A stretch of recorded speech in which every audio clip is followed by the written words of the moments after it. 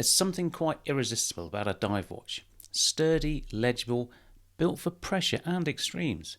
Yet most won't see more than a hotel pool or a rainy commute. But that's not really the point, is it? What is it about these overbuilt, underwater tools that speak so clearly to life on dry land? Why do we love dive watches so much? I'm Andy and welcome to the English Watch.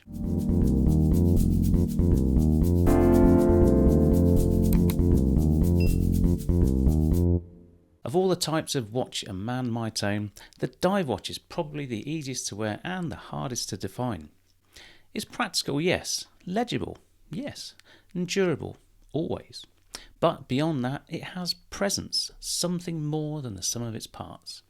Now, not long ago, dive watches were serious tools, developed for military divers and underwater explorers. They were engineered for reliability in the most unforgiving environments. A rotating bezel, high water resistance, lume you could spot in the dark, every feature had a purpose. Fast forward to today and the dive watch is everywhere, and most often most collectors' first watch. But why? What makes them so enduring, even essential to watch collectors? In part it's the aesthetic. The proportions are often spot on, robust without being overbearing. They wear well with just about anything and size to your taste or wrist size. And then there's the versatility. You could swim in it, climb with it, drop it, like I did, and it would likely be fine. A dive watch doesn't ask to be babied. But there's something deeper. We like objects of purpose, even if we don't need that purpose ourselves. It's a bit like owning a Land Rover. You may never take it off-road, but the capability is always there. With a dive watch, it's the same. It's about potential, capability, readiness. Now, take my own Planet Ocean.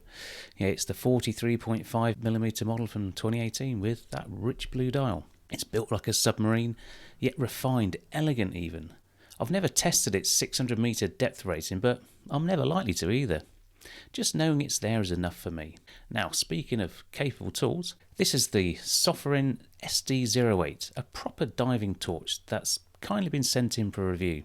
Now, I couldn't resist, and it sort of ties in nicely with this episode. It's a professional diving torch that's IPX8 rated to 100 metres, made of solid aluminium and pushes out up to 3,200 lumens with a 385 metre range.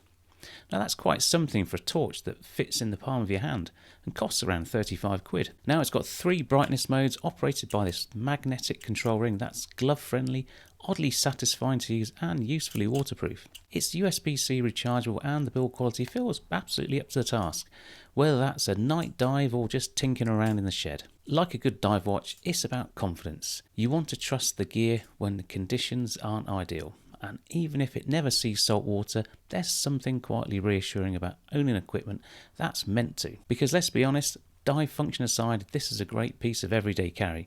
And if you're going to be over-prepared, you might as well enjoy it. And with the 360-degree RGB light ring, you have your own party light, ready at all times. Now, if you're interested, I'll leave a link in the description below. So it's interesting, dive watches began as genuine tools. The Submariner, the 50 Fathoms, the original Seamaster 300. These were instruments for divers, not accessories. Now, they were essential, not optional, but over the years, that practicality became part of the myth.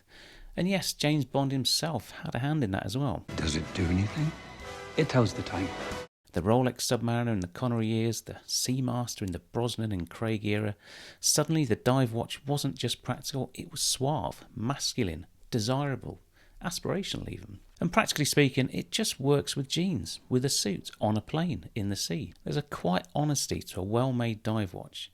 You don't have to apologise for wearing it, whatever the setting. It's just accepted, normal.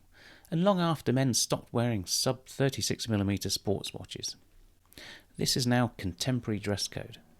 So why do we love them? Well, because they represent something timeless. A dive watch is a reminder that function and style can coexist. That preparedness is a virtue, and in a world of digital distractions, some things are still built with purpose.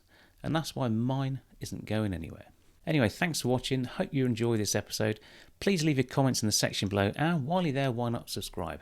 Anyway, for now, I'm Andy. This has been the English Watch. Take care, and I'll see you soon. Bye for now.